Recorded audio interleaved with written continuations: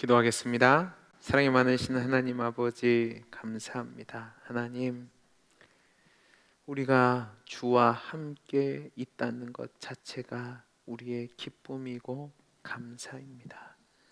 하나님, 우리 성도님들 첫 시간을 하나님 앞에 드립니다. 이 예배 가운데 함께하여 주셔서 하나님이 주시는 진정한 기쁨을 맛보게 하시고, 오늘 하루도 늘 주와 동행하며 주를 따라가는 복된 성도의 삶을 사는 우리 모두가 되게 주옵소서. 은혜 주시기를 소원하며 감사하며 사랑 많으신 예수님 이름으로 기도하옵나이다. 아멘. 오늘 우리에게 주시는 하나님의 말씀은 고린도후서 5장 1절에서 10절 말씀입니다. 고린도후서 5장 1절에서 10절 말씀을 저와 여러분들이 한 절씩 교독하시고 마지막 10절은 합독하도록 하겠습니다. 만일 땅에 있는 우리의 장막집이 무너지면 하나님께서 지으신 집 곧 손으로 지은 것이 아니요 하늘에 있는 영원한 집이 우리에게 있는 줄 아느니라. 참으로 우리가 여기 있어 단식하며 하늘로부터 오는 우리 처소로 덧입히기를 간절히 사모하노라. 이렇게 입음은 우리가 벗은 자들로 발견되지 않으려 함이라. 참으로 이 장막에 있는 우리가 짐진 것 같이 단식하는 것은 벗고자 함이 아니요 오히려 덧입고자 함이니 죽을 것이 생명에 삼킨 바 되게 하려 함이라. 곧 이것을 우리에게 이루게 하시고 보증으로 성령을 우리에게 주시는 이는 하나님이시니라. 그러므로 우리가 항상 담대하여 몸으로 있을 때에는 주와 따로 있는 줄 아노니 이는 우리가 믿음으로 행하고 보는 것으로 행하지 아니함이로라. 우리가 담대하여 원하는 바는 차라리 몸을 떠나 주와 함께 있는 그것이라. 그런즉 우리는 몸으로 있든지 떠나든지 주를 기쁘시게 하는 자가 되기를 힘쓰노라. 이는 우리가 다 반드시 그리스도의 심판대 앞에 나타나게 되어 각각 선악간에 그의 몸으로 행한 것을 따라 받으려 함이라. 아멘. 사도 바울은 어제 우리가 함께 살펴본 말씀 중에서 고린도후서 4장 16절에서 18절 말씀까지 다음과 같이 고백을 했습니다. 그러므로 우리가 낙심하지 아니하노니 우리의 겉사람은 낡아지나 우리의 속사람은 날로 새로워지도다. 우리가 잠시 받는 환난에 경한 것이 지극히 크고 영원한 영광에 중한 것을 우리에게 이루게 함이니 우리가 주목하는 것은 보이는 것이 아니요 보이지 않는 것이니 보이는 것은 잠깐이요 보이지 않는 것은 영원함이라. 사도 바울은 이 말씀을 통해서 지금 사도로서 자신의 삶이 세상 사람들이 보기에는 비참해 보이고 영광스럽지 못하게 보여서 사도인지 아닌지 의심가는 상황이지만 지금 이 땅에 있는 것이 모든 것이 아니고 장차 받을 장래의 영원한 영광에 중한 것을 알기에 기꺼이 비록 지금 자신의 모습이 초라해 보여도 낙심하지 않고 성도의 직분을 감당하겠다고 자신의 결단을 표현했습니다. 그리고 이 말씀과 연결해서 오늘 우리가 읽은 고린도후서 5장 1절에서 10절까지 현재와 미래의 소망이 무엇인지에 대해서 구체적으로 말씀하고 있습니다. 오늘 말씀은 크게 두 부분으로 나누어서 볼 수 있습니다. 먼저 1절에서 5절까지 말씀은 현재의 고난 중에서도 부활을 통해 얻게 될 장래의 영원한 소망에 대해서 이야기를 합니다. 바울은 여기에서 육체 가운데 거하는 인간의 현재의 삶을 땅의 장막에 거하는 것으로 생각하고 이 땅에서 삶은 영원하지 않고 장막과 같이 일시적인 것으로 죽음과 함께 가치가 없어지는 것으로 간주하고 있습니다. 그러나 부활하게 된 뒤에는 성도의 내세의 삶은 하늘의 집에 들어가는 것으로 비유합니다. 이 세상의 일시적인 것과는 차원이 다른 거죠. 공간적으로도 차원이 다르고 질적으로도 완전한 차이를 갖고 있는 겁니다. 영원한 가치가 계속되는 영광스러운 것으로 성도에게만 주어지는 것이라고 말씀하고 있습니다. 사도 바울은 우리의 생명을 담고 있는 육체를 장막집으로 표현하고 있는데요, 이 집은 견고하고 안전하게 지은 집이 아니라 언제든지 거둘 수 있는 텐트라고 이야기하고 있습니다. 이것을 사도 바울 시대와 연결시켜 보면, 이때 당시 자기 집이 없던 사람들은 주로 인슐라라고 하는 집에서 살았습니다. 이 인슐라라는 집은 매우 취약한 구조를 가지고 있었는데요, 항상 건물 붕괴라는 위험과 두려움 속에서 살아야만 했다고 합니다. 그러니까 사도 바울은 이 육신의 삶이 이렇게 언제 무너질지 모르는 위험 속에서 사는, 인슐라와 같은 집에서 사는 삶이고, 결국 장막집인 우리의 육신은 언젠가 무너질 것이라고 이야기하는 겁니다. 그런데요, 그리스도인들에게는 그것이 끝이 아니라 그것 뒤에 하늘에 속한 영원한 집을 소유하게 될 것이라고 말씀하는 겁니다. 이 땅의 고통과 탄식 속에서 살아가지만, 그 육체 가운데 살아가지만 죽음과 동시에 이 탄식의 가죽을 벗어버리고 새로운 하늘 거쳐 내 영원한 집이 있는 그곳에 가서 영원토록 영광스럽게 살게 될 것이라고 이야기하는 거죠. 다음으로 두 번째 단락은 6절에서 10절까지 말씀인데요, 부활에 근거한 현재 소망과 그것에 근거한 삶이 어떤 삶인지에 대해서 바울은 이야기하고 있습니다. 사도 바울은 앞선 내용을 근거로 해서 오늘 삶을 살아가는 자신의 두 가지 태도를 이야기합니다. 첫째는 주님과 함께 살고 싶은 소망으로 살아간다는 겁니다. 그러니까 비록 육신은 어렵지만 항상 담대히 성도로서 낙심하지 않고 믿음 가운데 살아간다는 겁니다. 두 번째 소망은 무엇이냐면, 임시적인 장막에서 살아가는 현재의 삶이지만 영원한 집에 살게 될 부활의 소망이 있기 때문에 늘 기쁨 가운데 성도의 삶을 살기를 소망하고 있는 거죠. 그는 주님을 사랑하기 때문에 이 땅의 최후의 행위대로 심판하시는 주님의 심판대 앞에 서게 됐을 때에 주님을 기쁘시게 하기 위해서 이 땅에서 충성된 삶을 힘써 감당하겠다고 고백하고 있습니다. 그의 간절한 기대와 소망은 아무에게도 부끄럽지 않고 살든지 죽든지 내 몸에서 그리스도가 존귀 여겨지는, 그러니까 이제 내가 사는 것이 아니라 내 몸에 그리스도가 사는 그 삶을 살겠다고 빌립보 교회 성도들에게 이야기한 것처럼 오늘 말씀에서도 언제나 살든지 죽든지 주를 기쁘시게 하는 삶을 살겠다고 고백하는 겁니다. 이것이 저와 여러분이 오늘 읽은 말씀의 내용인데요, 이 말씀을 통해서 저와 여러분이 오늘 아침에 잠시 교훈 얻기를 원하는 내용이 있습니다. 첫째는 무엇이냐면, 우리가 이 땅에서의 삶이 영혼을 준비하는 삶이라는 겁니다. 자, 우리 오늘 말씀 1절에서 3절까지 말씀을 같이 한번 읽어보겠습니다. 같이 읽겠습니다. 시작. 만일 땅에 있는 우리의 장막집이 무너지면 하나님께서 지으신 집 곧 손으로 지은 것이 아니요 하늘에 있는 영원한 집이 우리에게 있는 줄 아느니라. 참으로 우리가 여기 있어 탄식하여 하늘로부터 오는 우리 처소 덧입기를 간절히 사모하노라. 이렇게 입으면 우리가 벗은 자들로 발견되지 않으려 함이라. 사도 바울이 뭐라고 말씀하고 있습니까? 사도 바울은 이 땅의 육신의 장막집과 하나님이 지은 하늘에 있는 영원한 집이 있다고 말합니다. 사람의 일생은요, 육신의 죽음으로 끝나는 것이 아닙니다.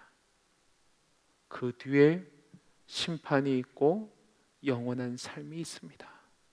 하나님과 함께하는 삶은 영원한 내 집에서 영광스럽게 거하는 것이고, 하나님과 함께하지 않는 삶은 아무리 이 땅에서 호의호식하고 명예를 누리고 산다 할지라도 영원한 심판 가운데 있게 되는 거죠. 바울은 지금 육신적으로 본다면 탄식할 수밖에 없는 고난 가운데 살고 있습니다. 그런데 그러는 절망하거나 낙심하지 않는다고 이야기합니다. 왜 그렇습니까? 이 땅에서의 삶이 영원한 것이 아니기 때문에 그렇습니다. 지금 이 땅의 삶은 유한한 텐트와도 같은, 인슐라와도 같은 언제나 무너질 수 있는 그런 집에 사는 거죠. 그러나 훗날 그 죽음 뒤에 우리가 그리스도를 믿는 가운데 부활하게 되면 하나님이 지으신 영원한 집에 간다는 겁니다. 여러분, 이 부분을 잘 해석해야 됩니다. 여기서 말하는 땅에 있는 장막집은 우리의 현재 육체를 이야기합니다.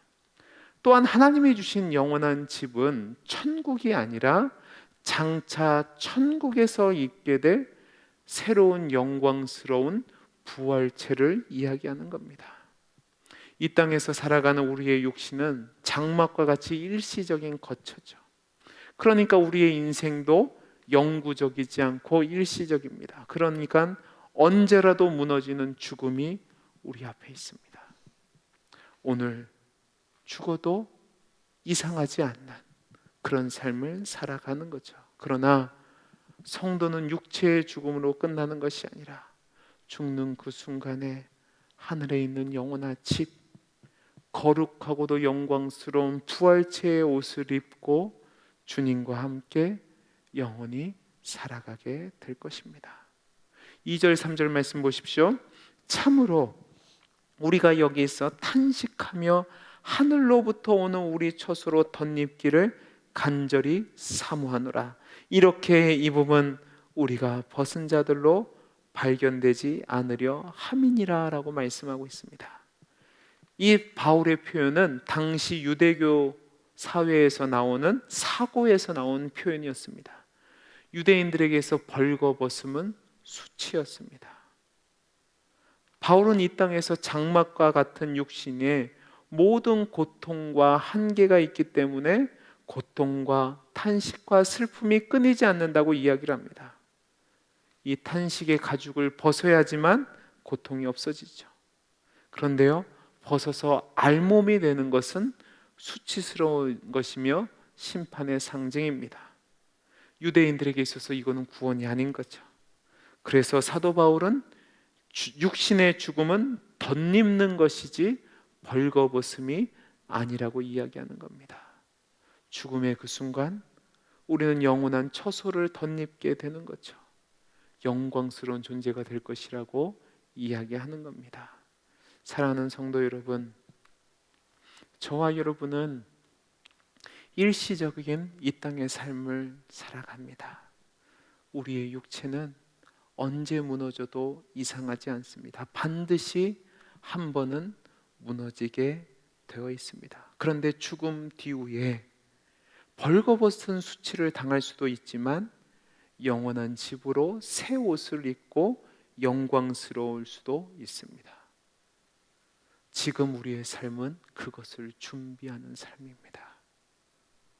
저는 저와 여러분이 오늘 하루의 삶이 이 땅에서의 삶에 함몰되어서 영원한 삶을 준비하지 못하는 그런 안타까운 삶이 되지 않기를 간절히 소원합니다. 지금 오늘의 삶이요, 영광스러움을 덧입을 수 있는 준비의 시간이라는 사실을 기억하시기 바랍니다.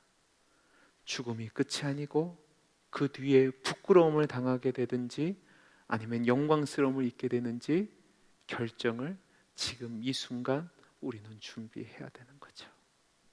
사랑하는 성도 여러분, 여러분의 오늘 하루의 삶이, 아니 여러분의 인생이 잠깐 있다가 무너지는 이 땅의 삶이 아니라 죽음 뒤에 영원한 수치를 당할 것이냐 아니면 영원한 영광스러움을 입을 것이냐, 그것을 선택하시고 준비하시는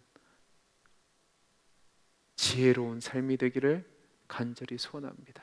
그리고 그 지혜로운 삶이 영광스러움을 선택하는 복된 삶이 되기를 간절히 소원합니다. 두 번째로 오늘 우리 말씀을 통해서 교훈 얻기를 원하는 것이 있는데, 그것이 무엇이냐면 저와 여러분의 목표가 무엇이냐 하는 겁니다. 오늘 말씀은 저와 여러분의 인생의 목표가 나의 즐거움이 아니라 주님을 기쁘시게 하는 삶이 목표가 되어야 된다고 말씀하고 있습니다. 오늘 8절에서 10절까지 말씀을 우리 같이 한번 읽어보겠습니다. 같이 읽겠습니다. 시작. 우리가 담대하여 원하는 바는 차라리 몸을 떠나 주와 함께 있는 그것이라. 그런즉 우리는 몸으로 있든지 떠나든지 주를 기쁘시게 하는 자가 되기를 힘쓰노라. 이는 우리가 다 반드시 그리스도의 심판대 앞에 나타나게 되어 각각 선악간에 그 몸으로 행한 것을 따라 받으려 함이라. 사도 바울은 지금 자신이 목숨을 걸고 사역하는 목적과 이유가 주님을 기쁘시게 하는 삶을 살기 위한 것이라고 말합니다. 그는 분명히 자신의 이름을 빛낼 수 있는 사역을 많이 했습니다. 교회도 많이 개척했고 성경도 많이 기록했고 많은 사람들이 인정할 정도로 사도로서의 업적을 남겼습니다. 그러나 사도 바울은 이러한 모든 사역의 자기 영광은 아무런 관심사항이 아니었습니다. 사도 바울에게 있어서 중요한 것은 몸으로 있든지 죽어서 부활의 몸을 입고 있는지가 아니었습니다. 그에게 있어서 중요한 단 한 가지, 그것은 주님을 기쁘시게 하는 삶이었습니다. 남다른 업적, 훌륭한 사역, 그에게 중요한 것이 아닙니다. 자신이 영광을 받고 그것을 위해 살다가 버림받을까 봐 늘 자신의 몸을 쳐서 그리스도에게 복종하는 씨름을 그는 일평생 하였습니다. 그는 살아도 주를 위해서 살고 죽어도 주를 위해서 사는 것이 자신의 인생이기에 그의 모든 삶의 초점을 주님의 기쁨에 맞추었다는 말입니다. 그는 하나님 앞에서 심판받을 것을 알고 있었습니다. 그 심판대 앞에 섰을 때에 자신이 몸으로 행한 것을 따라 심판을 받을 겁니다. 산 자나 죽은 자나 모두 다 그날이 되면 주님의 심판대 앞에서 심판을 받게 되죠. 여러분은 어떤 심판의 결과를 얻기를 원하십니까? 하나님 앞에 합당한 자라는 판정을 받아야 되지 않을까요? 그럼 어떻게 하면 하나님 마음에 합한 자의 판정을 받을 수 있을까요? 그것은요, 나의 인생을 나를 위해 사는 것이 아니라 하나님의 백성된 자답게 주님의 기쁨이 나의 기쁨이 되고 주님의 마음에 합한 삶이 나의 삶이 될 때 그러한 판정을 받을 수 있는 겁니다. 여러분, 주님을 기쁘시게 하는 삶이 무엇일까요? 주님을 기쁘시게 한다, 주님을 기쁘시게 한다 말로만요? 아니요. 주님을 기쁘시게 하는 삶은요, 바울이 고백한 것처럼 나는 죽고 그리스도가 중심되어 사는 삶을 이야기하는 겁니다. 나의 말과 행동이 내 중심이 아니라 사나 죽으나 주를 기쁘시게 하는 것에 초점을 맞추고 주를 위해 살아가는 거죠. 주님은요, 우리의 업적을 논하지 않으십니다. 우리의 훌륭함을 평가하지 않으십니다. 주님이 평가하는 것은 너를 위해 살았느냐, 나를 위해 살았느냐, 그것이라는 사실입니다. 여러분, 우리가 솔직히 성도로 사는 거 쉽지 않습니다. 살다 보면 실패를 경험할 때도 있고 실망할 때도 있고 상처를 받을 때도 있고 모든 것을 포기하고 싶을 때와 직면할 때도 있습니다. 그러나 우리가 주님의 심판대 앞에 섰을 때 주님께 부끄럽지 않게 주님을 기쁨 가운데 영접하는 자의 모습이 되기를 원한다면요, 지금 우리의 삶이 나를 위한 삶이 아니라 주님을 위해서 주님이 기뻐하시는 삶을 살아야 된다는 말입니다. 나의 삶의 목적이 나에게 있는 것이 아니라 주님께 있어야 된다는 거죠. 여러분, 예수님이 하신 말씀 기억해 보시기 바랍니다. 주님, 내가 주를 위해서 이 일도 했습니다. 주님, 내가 주님을 위해서 귀신도 쫓아냈습니다. 주님, 내가 주님을 위해서 엄청나게 많은 일들을 했습니다. 주님이 뭐라고 하셨죠? 내가 너희를 도무지 알지 못하노라. 나에게서 떠나가라라고 말씀하셨습니다. 그들은 주를 위해서 한다고 했지만 결국 자신의 기쁨을 위해서 한 것이죠. 그러나 지극히 작은 자에게 나의 기쁨이 아니라 주의 기쁨을 위해서 한 것은 주님이 기억하신다고 말씀하고 있습니다. 과부의 2렙돈 큰 것이 아니었습니다. 그런데 주님이 그 예물을 받으신 이유가 무엇입니까? 이 과부는 주를 위해서 자신의 모든 것을 드렸기 때문에 주님이 기뻐 받으신 거죠. 사랑하는 성도 여러분, 오늘 하루를 살아가면서 여러분의 삶의 목적이 어디에 있는지 점검해 보시기 바랍니다. 여러분은 오늘 왜 밥을 먹고, 왜 직장에 나가고, 왜 부부의 생활을 하고, 부모의 삶을 살고, 학생의 삶을 살고, 오늘 하루를 왜 살고 계십니까? 여러분을 위해 산다면, 여러분의 기쁨을 위해서 산다면, 아무리 사람들이 볼 때 성공한다 할지라도, 위대한 업적을 한다고 할지라도 그것은 실패한 인생입니다. 비록 작은 일, 누가 알아주지 않는다 할지라도 주님을 위한 일이라면 하나님 앞에 섰을 때에 충성된 종이라 인정을 받고 주님이 기뻐하시는 인생이 되는 거죠.